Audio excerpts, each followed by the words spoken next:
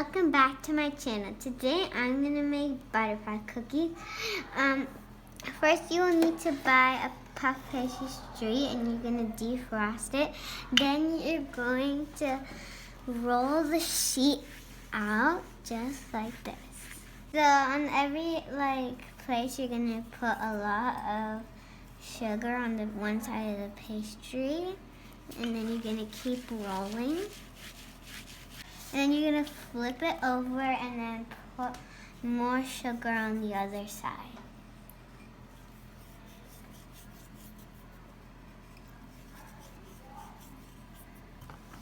And roll it. I'm going to put a little bit of cinnamon all over. And then you're going to roll it a little bit more. And then you're going to put butter all over it. You make sure you put a lot.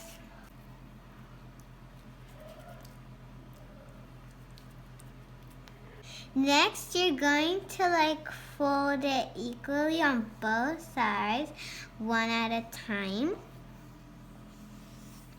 like this.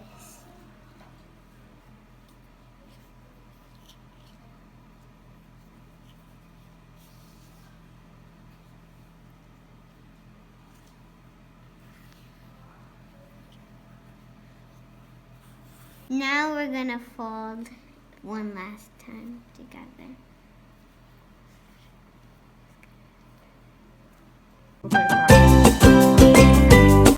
If you want more sugar, you can put at the end a little bit sugar on both sides like this.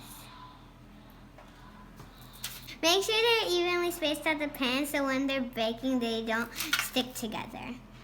Now that it's ready, we're gonna put it in the oven in temperature for 420 Fahrenheit.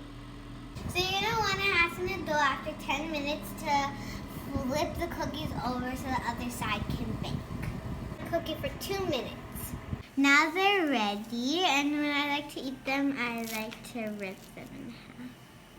And this is how it looks like on the inside.